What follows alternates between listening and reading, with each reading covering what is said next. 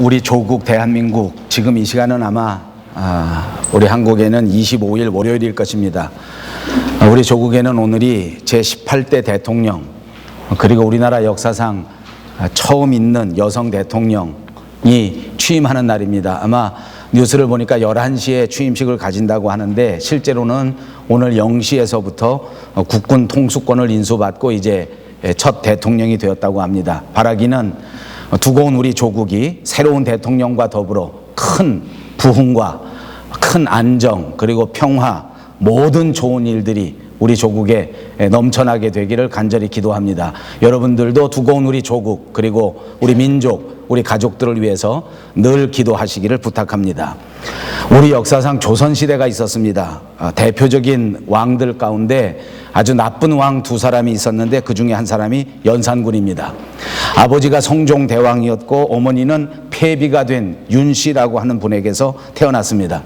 보통 조선 왕조의 왕들은 부인을 많이 얻고 그리고 자식들을 많이 낳는 것이 그 시대의 흐름이었던 것 같습니다. 아무튼 성종은 많은 부인들을 두고 그 사이에서 많은 자식들을 낳았습니다. 그 중에 우리가 역사적으로 잘 아는 사람들 이름을 대라고 하면 엄귀인이라는 한 사람이 있었고 또 정귀인이라고 하는 그런 여자가 있었습니다. 이들은 나중에 연산군에게 이제 매를 맞아서 죽습니다. 아주 참혹하게 죽게 되는데 그 죽은 이유는 살아생전에 연산군의 어머니 폐비된 윤씨를 모함하고 어렵게 만들었다고 하는 죄 때문에 그들을 죽인 것입니다. 그런데 이제 역사를 통해서 보면 정확하게 확인은 할 수 없지만 그러나 정말 잔인하게 죽여서 그 후에 많은 사람들이 이 대목을 놓고 소설을 쓰기도 하고 이 대목을 놓고 드라마를 만들어서 많은 사람들이 많이 봤습니다. 그 대강의 내용이 이렇습니다. 연산군이 나중에 왕이 되고 난 다음에 보니까 자기 어머니 폐비 윤씨가 아주 억울하게 죽었는데 그때 다른 부인들이 그를 시기하고 그를 나쁘게 말하고 그를 몹시 못되게 굴었기 때문에 그래서 죽었다 하는 사실을 알게 되는 것입니다. 그래서 이제 그때 당시에 자기 어머니를 죽이는데 앞장선 사람들을 한 사람씩 한 사람씩 찾아내서 복수를 하는데 그중에 이 엄귀인이라는 사람 그리고 정귀인이라는 사람은 진짜 아주 악랄하게 아주 잔인하게 그 사람들을 색출하고 죽이는 것입니다. 어떻게 죽이느냐 하면 이 두 여자를 데려다가 한 곳에 갖다 놓고 이 사람이 보이지 않게 자루를 덮어 씌웠습니다. 그러니까 하얀 자루를 덮어 씌워 놓고는 그 여자를 데려다 놓고 그리고 묶어 놓고는 그리고 그 아들들을 데리고 온 것입니다. 그러니까 그 아들들이라고 하는 것은 이제 정 부인에게서 나지는 않았으니까 그들이 다 무슨 군 뭐 이렇게 해당되는 그러니까 정 부인에게서 나면 무슨 수양 대군 무슨 대군 이렇게 이름을 붙여주지만 이제 그 밑에 정 부인이 아닌 사람에게서 나면 그냥 군자를 붙이는데 아무튼 그들도 왕자입니다. 또 이 역사를 통해서 보면 이렇게 적자가 없었을 때에는 이렇게 그 비에게서 나온 왕자라고 할지라도 나중에 이 사람들이 정권을 잡기 위해서 경쟁자가 되는 것을 많이 봅니다. 아무튼 이 연산군은 그 왕자들 자기로 따지면 이복 형제들 아닙니까? 그리고 또 한쪽으로 보면 정치적인 정적이 될 수 있는 사람들인데 이 아들들을 전부 데려온 것입니다. 그리고 그 어머니들 덮어 씌워놔서 이 아들들이 직접 이 어머니가 자기 어머니인 것은 알지 못했습니다. 그런데 이제 그 아들들에게 말하기를 몽둥이를 하나씩 들려주면서 이 자루 속에 들어있는 이 자들은 나라를 크게 엎어버린 대역적 죄인이다. 그래서 이 역적 죄인을 지금 때려 죽여야 되겠는데 나는 내 형제인 너희들이 직접 너희들의 손으로 때려 죽이기를 바란다. 만약 이 역적들을 때려 죽이지 못하겠다고 하면 내가 너희들을 칼로 죽일 것이다. 여러분 다 이제 정황을 아시겠죠? 빗자루 이 덮어 씌운 자루 안에는 그 정귀인하고 엄귀인이라고 하는 여자들이 들어있고 그리고 그 바깥에는 이제 그들의 자식들이 놓여져 있는데 그 자식들에게 몽둥이를 들려주고 때리라는 것입니다. 자, 이제 연산군이 뭐 거의 미친 상태 아닙니까? 그리고 막 살기가 등등하게 얼마나 무섭게 추상같이 명령을 하는지 이 자식들이 도저히 그것을 거역할 수가 없습니다. 만약 거역하면 진짜로 칼을 들어서 자기 형제지만은 이복 형제지만 아마 그 자리에서 단칼에 죽일 것이 너무나 분명하기 때문에 이 왕자들이 겁에 질려서 왕의 명령대로 그대로 할 수 없이 몽둥이를 들어서 그 자루 안에 있는 사람이 누군지도 모르고 그 사람을 쳐서 죽일 수밖에 없는 상황이 된 것입니다. 자, 이제 몽둥이를 가지고 치기 시작합니다. 그 안에 누가 있습니까? 말씀드린 대로 그 몽둥이를 치는 왕자의 어머니가 그 속에 들어있는 것입니다. 어머니는 자루 안에 들어있기 때문에 지금 바깥에서 벌어지고 있는 상황을 모를 리가 없습니다. 다 들었습니다. 그리고 대답을 하는 그 대답을 들어보니 그들은 자기 자식이 분명합니다. 자, 이제 매를 맞습니다. 몽둥이가 와서 무참하게 자기를 팹니다. 어머니들이 어떻게 하겠습니까? 만약 소리를 크게 질러서 야 이놈아 네가 미쳤느냐, 내가 네 어머니다 라고 소리를 지른다면 아마도 자식들이 함부로 그렇게 어머니를 향해서 몽둥이를 휘두르지는 못할 것입니다. 그렇게 되면 어떻게 됩니까? 연산군이 약속한 대로 자기 생명은 구원받을 수 있을지 모르지만, 그러나 자기를 때려 죽이지 못한 자기 자식들은 그 자리에서 연산군에게 칼에 맞아 죽을 수밖에 없을 것입니다. 이런 참혹한 역사 속에서 그 어머니들은 이를 악물고 소리를 내지 않고 그 자리에서 그만 자기 자식들에게 매를 맞아 죽어버렸습니다. 이것이 우리의 역사입니다. 정말 이 모정이라고 하는 것이 얼마나 귀한 것인가. 자기 생명이 죽어가는 그 순간에서도 자기 자식을 살리기 위해서 그렇게 그 어머니들은 죽어갔다는 것입니다. 오늘 사순절 두 번째 주일입니다. 저는 이 대목을 생각하면서 하나님께서 골고다 십자가 위에 죽어가시는 우리 주 예수 그리스도를 바라보시는 그 심정을 한번 생각해 보시기를 바라는 것입니다. 하나님께서는 능히 십자가 위에 피를 흘리시는 그분, 당신의 독생자 예수 그리스도를 살려내실 수 있는 능력이 충분하셨습니다. 그런데 그렇게 하지 않으셨습니다. 얼마든지 구원하실 수 있는데, 얼마든지 그 아들을 살려내실 수 있는데, 얼마든지 건져내실 수 있는데 그렇게 하지 않으셨습니다. 이것이 사순절의 비밀이요, 이것이 십자가의 비밀이요, 이것이 우리가 믿는 기독교의 비밀입니다. 오늘 사순절 둘째 주일을 맞았습니다. 그래서 저는 오늘 본디오 빌라도라고 하는 설교의 제목으로 설교 드리려고 합니다.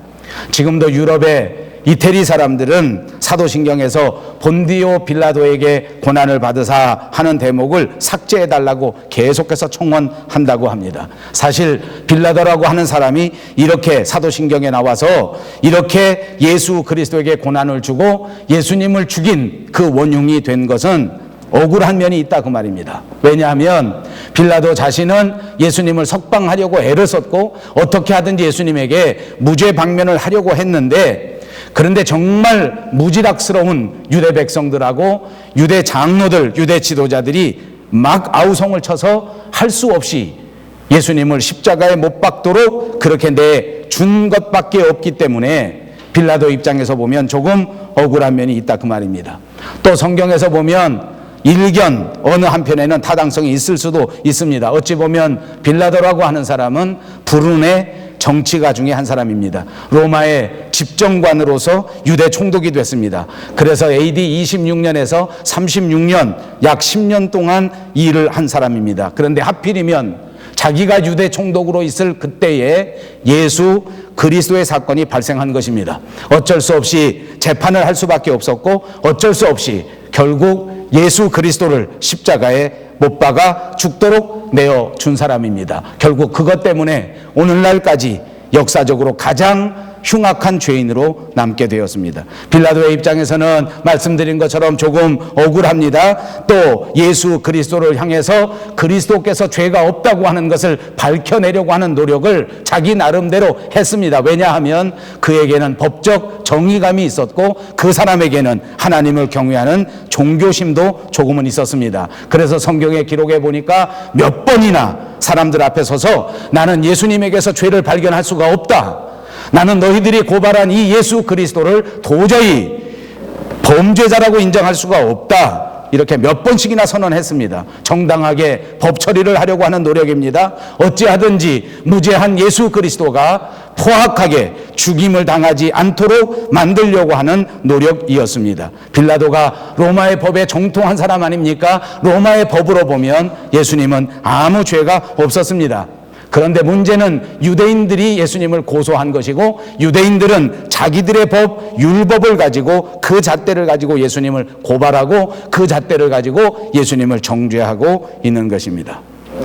나는 하나님의 아들이다 라고 이렇게 말한 것은 로마의 법전에 의하면 아무런 죄가 안 되는 것입니다. 그래서 빌라도가 생각할 때는 이것은 큰 죄가 아니다. 정치적으로 문제가 조금 있을 수는 있을지 몰라도 로마 법에서는 이것이 별다른 문제가 될 수 없다. 이렇게 판정을 할 수밖에 없는 것입니다. 그런데 율법의 잣대를 가지고 이스라엘의 지도자들이 계속해서 신성모독죄라고 고소하는 것입니다. 로마의 법에 보면 죄가 아니지만 율법으로 보면 신성모독죄가 형성됩니다. 그래서 율법으로 보면 예수님은 사형에 해당하는 그런 범죄자가 분명합니다. 자, 이 상황에서 빌라도가 어떻게 판정했는가 하는 것이 중요한 것 아닙니까? 사실 빌라도의 입장에서 가만히 보면 빌라도는 로마의 총독입니다. 그리고 빌라도에게는 그야말로 막강한 권한을 가지고 있습니다. 당시 이스라엘 나라는 로마의 식민지였습니다. 그리고 아주 중요한 일들, 특별히 사형에 해당하는 범죄를 결정할 때에는 이스라엘 사람들 마음대로 할 수가 없습니다. 자기들이 율법을 가지고 있고 자기들이 지도자들을 보유하고 있고 자기들의 장로가 있고 어느 정도 정치적인 재량이 있는 것도 사실이지만 그러나 이렇게 아주 분명한 일, 아주 중요한 일, 사람을 잡아서 사형을 언도하는 일은 자기가 할 수 있는 일이 아니고 반드시 로마의 정부의 허락을 받아서 할 수 있는 일이라 그 말입니다. 로마 황제가 자기 마음대로 할 수 있는 일입니다. 그리고 로마의 황제의 전권을 위탁받은 사람이 다름 아닌 빌라도입니다. 그러므로 총독은 로마의 절대 권한을 위임받은 사람 아닙니까? 그러니까 빌라도는 반드시 자기가 로마의 법전으로 생각할 때 자기 양심으로 비추어 볼 때 죄가 없다라고 생각되면 단순하게 죄가 없다라고 선언하고 그 사람을 석방해주면 되는 일이라 그 말입니다. 그러니까 무죄 방면하면 되는 일입니다. 자기 권한에 있는 일이란 말입니다. 자기가 할 수 있는 일이기 때문에 자기 권한을 동원해서 그대로 행사했으면 아무 일도 일어나지 않았을 것입니다. 그런데 안타깝게도 빌라도는 그렇게 결정하지 않습니다. 분명히 자기에게 권한이 있는데 다른 일들을 참고한 것입니다. 분명히 자기가 무죄로 방면해도 별다른 일이 없을 것인데 그런데 이런 생각 저런 생각을 했다는 것입니다. 요즘 말로 하면 잔머리를 굴리게 된 것입니다. 내가 이 판결을 통해서 정치적으로는 어떤 입장이 될까? 내가 이런 판결을 내리면 과연 사람들이 나를 어떻게 생각할까? 내가 과연 이런 판결을 내리면 내가 총독 임기를 마치고 난 다음에 과연 어디로 더 좋은 곳으로 갈 수 있지 않을까? 등등 여러 가지 사정과 형편을 살피고 그리고 그만 결정을 제대로 하지 못하고 고민할 수밖에 없었다는 것입니다. 저는 오늘 빌라도가 참고한 이런저런 이야기를 생각해 보면서 우리 자신이 이 땅 위에 살아가는 동안 빌라도와 같이 어리석은 자가 되지 아니하고 하나님께 인정받고 하나님을 기쁘시게 하는 거룩한 성도가 꼭 되기를 바라서 세 가지 중요한 이야기들을 말씀드려보려고 합니다. 첫째는 빌라도에게 큰 소리가 들렸습니다. 그는 다름 아닌 군중들의 소리입니다. 예수님을 십자가에 못 박아라. 예수님을 십자가에 못 박아라. 예수님을 죽여라. 이 소리는 정말 큰 소리였습니다. 십자가에 못 박게 하소서. 만약 당신이 로마의 총독인데 이 예수 그리스도를 십자가에 못 박지 않는다면 그러면 당신은 총독으로서 그 자리를 부지하기 어렵습니다. 계속해서 총독으로 영광을 받기가 어려울 것입니다. 빨리 우리의 말을 듣고 십자가에 못 박으십시오. 이렇게 소리를 지른 것입니다. 여러분, 우리는 목소리가 크면 효과도 크다. 그런 사실을 우리가 분명히 잘 알고 있는 사람들입니다.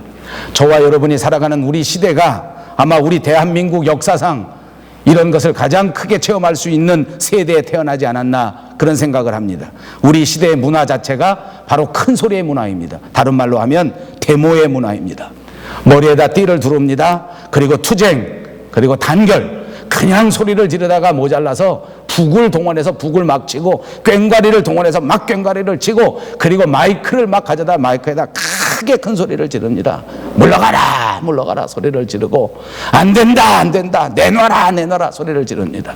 여러분 역사를 통해서 보면 꼭 나쁜 것만은 아닙니다. 4.19 때 보니까 어린 학생들이었지만 젊은이들이 모두 길거리에 뛰어나가서 그 독재 정권들을 향해서 큰 소리를 지르니까 그토록 무섭게 그토록 철옹성 같았던 그 정권이 일시에 무너져버리고 대한민국이라는 국가 전체가 민주주의를 쟁취한 경험도 있지 않습니까?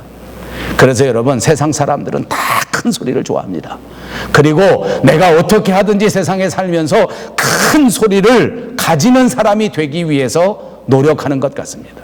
제가 살아보니까 사람은 나이가 먹어가면 먹어갈수록 큰 소리를 내기를 좋아합니다. 왜냐하면 큰 소리에 힘이 있기 때문입니다. 저는 저희 집에서 얼마나 체험을 하는지 모릅니다. 제 아내가 어렸을 때에는 그렇게 소리가 크지 않았습니다. 제가 부르면 네 이렇게 대답했습니다. 요새는 저녁 때만 되면 여보 내려가. 그래서 제가 내려가서 물어봅니다. 여보 소리 안 질러도 내가 다 들려. 그렇게 대답합니다. 그럼 제 아내가 뭐라 하는지 합니까? 여보 우리 집 식구들 당신을 포함해서 우리 아들들이 다 목소리가 크기 때문에 평생 살면서 당신들하고 맞춰주느라고 내 목소리가 이렇게 변했다. 그러면서 까불지 말라 이런 표정이에요. 보니까 왜? 목소리가 크니까 자기도 힘이 생겼다 이렇게 느끼는 거예요. 다 사람들마다 그런 것 같아. 목소리가 작으면 어딘가 힘이 없는 것 같고 목소리가 크면 힘이 있는 것 같아. 아무튼 이 빌라도에게 오늘 이 큰 목소리 우렁찬 목소리가 들리는 거예요. 십자가에 못 박으십시오. 이 큰 소리를 들으니까 빌라도가 위축되는 거예요. 고민이 막 되는 거예요. 이 소리 안 들었다가는 까딱 잘못하면 이 사람들이 폭동을 일으키면 어떡하나. 혹시 이 사람들이 막 폭동을 일으키고 데모를 더 크게 막 일으키면 이것이 본국에 있는 로마의 황제에게 보고가 되면 이건 내게 불이익이 오지 않을까. 내가 조용히 와서 이 유대 나라를 잘 다스리라고 총독에 임명됐는데 내가 조금만 더 지나면 임기를 잘 마치고 더 높은 자리도 갈 수 있는데 여기서 내가 혹시 잘못되면 그러면 내가 문제가 많을 수 있다. 이게 안 되다. 내가 아무리 양심적으로 법적으로만 판단할 일이 아니고 이 사람들이 도저히 이렇게 하니까 이거 어떻게 하면 좋을까. 오늘 성경의 본문에 보니까 이걸 가지고 고민하다가 결국은 이 큰 소리에 무릎을 꿇습니다. 그리고 자기 스스로 자기에게 변명합니다. 그래 저 사람들이 저렇게 원하니까 이까짓 거 그냥 주자. 이 나사렛 촌놈 목수에 불과한 이 젊은이 하나 때문에 내 정치 인생을 걸 필요는 없지 않느냐. 그냥 죽도록 내주고 그리고는 나는 죄 없다. 모든 죄는 다 저 유대 사람들이 될 것이다. 나는 이참에 손을 깨끗이 씻자. 나는 손만 씻으면 돼. 모든 저주와 모든 죄는 다 저놈들이 받는다. 그리고는 부하들에게 물 떠오느라 하고 물 싹 씻고는 그만 예수 그리스도를 큰 무리에게 넘겨주고 말았던 것입니다. 두 번째 소리도 있었습니다. 오늘 본문 19절에 있는 소리입니다. 총독이 재판을 벌였습니다. 유대의 많은 지도자들과 유대의 모든 백성들이 이 엄격한 재판에 모두가 다 나와 있는 심각한 상황입니다. 그런데 그때 자기 아내가 빌라도에게 사람을 보낸 것입니다. 그리고 귓속말로 가르쳐 주는 것입니다. 이 사람은 나쁜 사람이 아닙니다. 이 사람은 옳은 사람입니다. 이 사람에 대해서 재판할 때 조심하십시오. 행여라도 이 사람에게 나쁜 재판을 내리면 내가 꿈을 꾸었는데 꿈자리가 얼마나 뒤숭숭한지 우리가 자손 대대로 처벌받을지도 모르니 절대 함부로 하지 마시고 이 사람 재판을 신중하게 잘 하십시오. 웬만하면 이 사람들 일에 절대 상관하지 마십시오. 이런 것입니다. 왜냐하면 이 빌라도의 아내가 꿈을 꾼 것입니다. 꿈 속에서 나타난 것입니다. 여러분 사람은 조심스러운 말씀입니다만 영적 존재이기 때문에 꿈으로 가끔씩 이런 중요한 일들이 나타나는 것을 봅니다.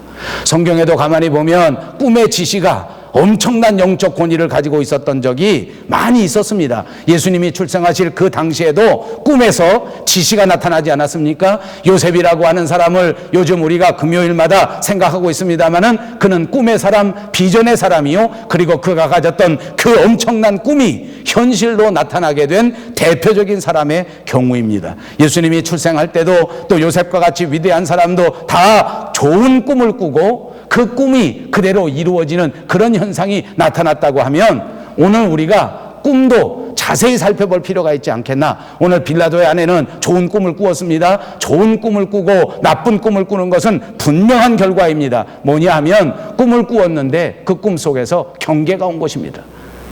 이걸 잘하지 아니하면 망한다. 여기서 결정적으로 잘 선택하지 않으면 네 인생에 큰 문제다. 저는 이것을 좋은 꿈이라고 했습니다. 그러나 결과적으로는 어찌 되었습니까? 빌라도 때문에 이 꿈이 나쁜 꿈이 되고 말았습니다. 왜냐하면 꿈에도 경고를 했는데 그 경고를 받아주지 않았기 때문입니다. 저는 오늘 저도 꿈을 꿉니다. 여러분들도 꿈을 꾸시리라고 생각합니다. 조심스럽게 말씀드린다고 전제하였습니다. 꿈이 그대로 성경과 똑같은 것은 절대 아닙니다. 그러나 꿈속에서 경계하는 하나님의 말씀을, 꿈속에서 여러분에게 주시는 세미한 하나님의 음성을 잘 들을 수 있도록 날마다 영적으로 예민한 여러분들 되시기를 주님의 이름으로 축복합니다. 하나님이 시대를 통해서 우리에게 말씀하실 때에 때로는 꿈으로 말씀하실 수도 있기 때문입니다. 자, 아무튼 빌라도의 아내에게 하나님이 꿈을 주신 것 아닙니까? 만약 여기서 잘못하면 너희 앞길이 진짜 흉악하게 된다. 정말 조심하라. 이걸 심각하게 받아들였습니다. 이걸 예민하게 받아들였습니다. 아, 이것은 그냥 지나가는 개꿈이 아니다. 내가 분명히 이것을 내 남편에게 경각심을 주어야 하겠다. 내 남편에게 반드시 이것을 정해야 되겠다. 여러분 생각해 보십시오. 이 법정이 보통 법정입니까? 이 백성들이 다 모인 법정입니다. 살인범을 살인죄로 언도하느냐 하지 않는 심각한 법정 아닙니까? 모든 지도자들이 다 모여있는 이곳에 빌라도의 아내가 쪽지를 써서 자기 남편에게 보낼 만큼 그렇게 중요하게 여겼단 말입니다. 그냥 지나가는 걸로 생각하지 않았습니다. 그래서 사람을 들여보낸 것입니다. 당신은 예수님에 대해서 절대 함부로 하면 안 됩니다. 잘못 건드리면 우리 가족에게 큰 재앙이 됩니다. 그러니 잘 참고하십시오. 여러분, 그런데 빌라도는 이 소리를 듣고 크게 반응하지 않았습니다. 왜 크게 반응하지 않았을까요? 말씀드린 것처럼 그 소리 자체가 작은 소리입니다. 아내가 들여보낸 사람이 자기에게 다가와서 남 들을까 무서워서 귀에다 대고 조그마한 소리로 속삭속삭 했습니다. 사실은 진실한 목소리라는 것은 인정하는데, 그런데 작은 목소리라는 것이 문제입니다. 아내가 말한 것 아닙니까? 아내가 거짓말하지 않는 사람이라는 것은 누구보다도 빌라도가 잘 알고 있습니다. 이것은 분명히 사실입니다. 그냥 지나가는 말이 아니란 말입니다. 거짓말이 아니란 말입니다. 이 말은 분명히 사실대로 이루어질 말이었습니다. 그런데도 불구하고 작은 소리입니다. 한 사람만 무시하면 그냥 저절로 넘어갈 것 같은 소리였습니다. 여러분, 우리가 살면서도 빌라도와 같은 일을 겪지 않습니까? 사실은 진짜의 소리입니다. 사실은 정말입니다. 그런데 작은 소리일 경우, 내 이득에 순간적인 내 생각에 영합하지 않을 경우, 내 계산에 맞지 않을 경우 우리는 그 귀에다가 귀를 기울이지 않습니다. 진실한 소리라고 할지라도 작은 소리는 그냥 넘겨버리는 것을 경험합니다. 여러분, 그러나 성경을 보십시오. 작은 소리, 세미한 소리라고 할지라도 하나님의 말씀, 진리의 말씀을 소홀히 여기면 하나님의 사람이 될 수 없습니다. 반대로 하나님께서 기뻐하시는 사람은 작은 소리일지라도 진실한 소리를 경청하고 그것을 마음에 붙들고 그것 때문에 평생토록 노력하는 사람이야말로 하나님을 기쁘시게 하고 하나님께서 인정하는 사람이 됐다는 사실을 꼭 기억하시기를 바랍니다. 진실한 소리, 말씀의 소리, 내게 주시는 진실한 하나님의 말씀, 그것을 꼭 간직해야 됩니다. 모세는 호렙산 기슭 가시나무 불꽃 가운데 있을 때 주변에는 정말 사람이 하나도 없었습니다. 조용히 나지막한 소리로 내 발에 신을 벗으라, 하나님의 음성이 들려왔습니다. 죄악된 신을 벗고 세상의 옷을 벗고 거룩한 하나님의 사람이 되라고 하는 조용한 말씀 아니었습니까? 모세 혼자 있을 때 들었습니다. 다른 사람은 들은 사람이 한 사람도 없었습니다. 그냥 무시할 수 있습니다. 여러분, 모세를 보십시오. 모세는 하나님 앞에 부름받을 그때 어떻게 하든지 빠져나가려고 한 사람 아닙니까? 부끄러워서라도 하나님의 일을 감당하지 못하겠다고 했던 사람 아닙니까? 말을 하지 못해서라도 앞장설 수 없다고 핑계대던 사람 아닙니까? 아무도 듣지 않는 소리에서 내 발에 신을 벗으라는 소리를 들었을 때 그는 얼마든지 피해 나갈 수 있었습니다. 얼마든지 도망갈 수 있었습니다. 얼마든지 무시할 수 있었습니다. 그러나 그는 무시하지 않았습니다. 험난한 사명이 시작되는 순간이었지만 그러나 순종함으로 받아들였습니다. 그것 때문에 모세는 40년 여생을 하나님의 사람으로 살 수 있었고 이스라엘 민족의 역사상 가장 위대한 지도자로 남을 수가 있었습니다. 구약성경 열왕기상 19장에 보니까 엘리야에게도 이런 소리가 들렸습니다. 이세벨의 핍박이 무서워 그 핍박을 피해서 동굴 속에 숨어 있었습니다. 그때 성경에 보니까 아주 세미한 음성이 이 엘리야에게 들려왔다고 전해집니다. 엘리야 혼자만 들을 수 있는 가냘픈 목소리였습니다. 그러나 그것은 진실한 소리였고 그것은 하나님의 음성이었습니다. 이 하나님의 소리를 듣고 엘리야는 다시 좌절을 딛고 일어설 수 있었습니다. 이 세미한 음성을 들었던 엘리야는 다시 새롭게 하나님 앞에 일어날 수 있었습니다. 이 세미한 음성에 귀를 기울였던 엘리야는 실패할 것만 같았던 인생의 위기를 딛고 다시 하나님 앞에 위대한 성공자로 우뚝 설 수 있었단 말입니다. 사랑하는 여러분, 오늘 이 순간 저와 여러분에게 주시는 하나님의 세미한 사명의 음성을 들으시고 여러분의 인생을 굳건한 반석 위에 세우실 수 있기를 주님의 이름으로 축복합니다. 빌라도에게도 이 축복의 소리가 들리지 않았습니까? 자기 아내를 통해서 세미한 음성의 소리가 들렸습니다. 작은 소리였습니다만 이 소리를 들어야만 했습니다. 그러나 그 소리를 무시해버리고 그 소리를 듣지 않았습니다. 마지막 세 번째 소리도 있습니다. 빌라도에게 들려온 세 번째 소리는 그야말로 소리가 나지 않는 소리였습니다. 양심의 소리였습니다. 아예 이 소리도 아니고 저 소리도 아니고 아무 소리가 나지 않는 그런 소리였으나 그러나 빌라도의 귀에는 쟁쟁하게 이 소리가 들려온 것입니다. 이것은 다름 아닌 양심을 때리는 소리입니다. 예수에게는 죄가 없다. 내가 할 수 있는 일은 지금 그를 무죄 방면하는 일이다. 무죄로 석방하라. 아무리 정치적인 압박이 있다고 할지라도 그래도 죄 없는 사람을 죽이면 안 된다. 죄 없는 사람에게 억울하게 하면 안 된다. 분명한 양심 선언이요 양심의 소리입니다. 그렇습니다. 말씀드린 바와 같이 빌라도가 해야 할 일은 오직 한 가지, 이것밖에 없습니다. 여러분, 우리가 세상에 살면서 간혹 우리도 이런 경험을 하게 됩니다. 다른 사람들이 우리를 향해서 아름다운 칭찬합니다. 또 좋은 말을 막 해줍니다. 존경하는 말을 들을 때가 있습니다. 어떨 때는 정말 박수를 받을 때가 있습니다.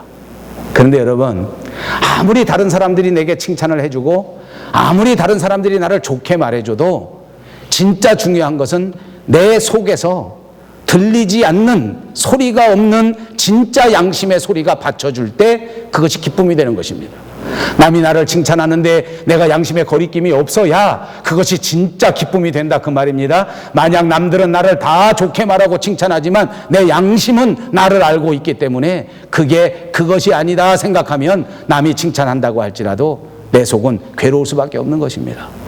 여러분 이해하시지요? 반대의 것을 생각해 보십시오. 세상 사람들은 나를 욕을 하고 세상 사람들은 나를 비난하고 세상 사람들은 나를 알지 못해서 오해하는 소리를 내가 듣습니다. 그래도 내 양심의 소리가 나를 변호합니다. 나는 하나님 앞에 진정하게 일했다. 나는 하나님 앞에 진실로 떳떳하다 하는 양심의 소리가 내 양심 속에서 들려오기만 한다면 아무리 어려운 일이 있다고 할지라도 아무리 힘든 일이 있다고 할지라도 원망하거나 슬퍼하거나 좌절하지 않을 것입니다. 여러분 성경에 보십시오. 사도 바울이 바로 그러지 않았습니까? 정말로 내가 하나님 앞에서 양심의 소리를 들었기 때문에 세상 사람들이 자기를 감옥에 집어넣는 그 순간에서도 그를 용서할 수 있지 않았습니까? 예수님도 마찬가지입니다. 자기를 배반한 제자를 바라볼 때 얼마나 원통하시겠습니까? 얼마나 미우셨겠습니까? 얼마나 기가 막히셨겠습니까? 그러나 예수님은 양심의 소리가 들려왔습니다. 분명히 하나님 앞에서 사명을 감당하는 일이다. 이것이야말로 희생을 통하여 하나님의 나라를 세우는 것이다. 이 귀한 소리를 들었을 그때에 그는 기쁜 마음으로 원수마저도 용서하고 원수마저도 마음에 품고 기쁜 마음으로 하나님 앞에 갈 수 있었습니다. 사랑하는 여러분, 빌라도는 지금 이 순간 이 세 가지 소리 가운데 한 가지 소리를 선택했어야 합니다. 오늘 저와 여러분 우리의 삶의 과정에서도 날마다 순간마다 때마다 일마다 우리는 결정해야 하고 우리는 선택해야 합니다. 어떤 소리를 듣고 어떤 기준으로 선택할 것인가. 어느 날 아브라함과 그 조카 롯은 피차 헤어져야만 할 시간을 맞이하게 되었습니다. 목축업을 생계 수단으로 하는 그들에게는 양떼가 너무 많아졌기 때문에 이 양떼를 방목할 풀밭과 양떼를 방목할 모든 물의 근원이 가장 중요한데, 그런데 좁은 땅에서는 이것이 문제가 해결될 수가 없었습니다. 그래서 누군가 이곳에서 떠나가야 합니다. 누군가 좋은 환경을 가져야 하고 누군가는 좋지 않은 환경으로 나아가야만 할 때가 된 것입니다. 아브라함이 어떻게 했습니까? 선택의 우선권을 조카 롯에게 주었습니다. 내가 좌하면 내가 우하겠고 내가 우하면 내가 좌하리라. 이때 롯은 마음속에 양심의 소리를 들었습니다. 여기까지 나를 인도해주고 여기까지 나를 도와준 이 삼촌 아브라함, 내가 지금 이 순간까지 이렇게 편안하게 살게 된 것은 아브라함의 도움이었는데 아브라함에게 좋은 것을 다 드리고 젊은 나는 이제부터 새로운 환경에 가서 얼마든지 다시 시작할 수 있다. 이것이 양심에서 울려오는 소리였습니다. 젊은 내가 얼마든지 좀 더 나쁜 환경에 가도 하나도 억울할 것이 없다. 모든 좋은 것을 아브라함 삼촌에게 양보하고 내가 떠나야지 하는 음성이 양심의 소리로 들려왔단 말입니다. 그런데 롯도 이 양심의 소리를 무시해버립니다. 듣지 않습니다. 그리고 그만 자기가 좋은 자리를 선택하고 말았습니다. 아브라함은 모든 좋은 것을 조카 롯에게 주었습니다. 그 당장은 조카 롯이 성공한 것처럼 보여집니다. 누구나 그렇게 생각할 것입니다. 그러나 여러분, 그 선택이야말로 일생일대 가장 나쁜 선택이었고 그 선택이야말로 영원한 심판의 대명사가 돼서 사랑하는 아내는 소금 기둥이 돼버리고 나중에 결국 큰 딸을 범하여 모압 족속을 만들고 작은 딸을 범하여 암몬 족속을 만드는 그야말로 일생일대 가장 부끄러운 조상이 되고 말았습니다.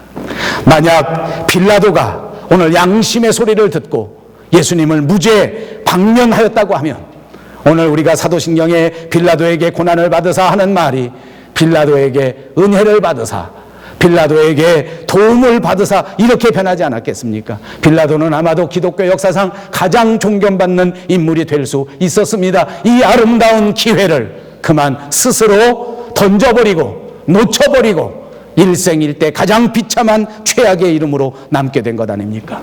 큰 소리를 참고하고 큰 소리를 들어서 결정한 이 판결의 결과입니다. 사랑하는 여러분, 이 사순절 이 빌라도의 안타까운 선택과 안타까운 판결을 보면서 절대로 그냥 흘려보내지 마시고 이 2013년을 살아가는 저와 여러분의 선택에 큰 근거가 되어서 날마다 하나님을 선택하고 진리의 말씀을 선택하고 내 마음속 깊은 곳에서 우러나오는 진정한 사명을 선택하는 저와 여러분이 되셔서 주님을 기쁘시게 하는 모든 성도들 되시기를 주님의 이름으로 축복합니다. 기도하겠습니다. 걸어가신 우리 하나님 아버지, 우리가 믿음을 가지고 살면서 때로는 선택할 일, 결정할 일이 너무나 많아서 그리고 어렵고 힘든 선택의 때가 너무 많은 것을 고백합니다. 오늘 이 시간 이 말씀을 통하여 조용히 세미한 음성 가운데 들려주시는 주님의 음성을 기대합니다. 주여, 때마다 일마다 말씀하여 주시옵소서. 결단코 주님이 주시는 이 세미한 음성을 무시하지 않는 자들 되게 하시고 흘려 보내지 않는 지혜로운 자들이 되게 하여 주시옵소서. 주님의 고난에 동참한다고 하는 이 사순절에 주님의 십자가를 깊이 생각하게 하시고 그 십자가가 우리에게 말씀하시는 말씀을 깊이 생각하게 하셔서 주님의 남은 고난에 동참할 수 있는 아름다운 성도들이 되게 하여 주시옵소서. 예수님의 이름으로 간절히 기도하옵나이다. 아멘.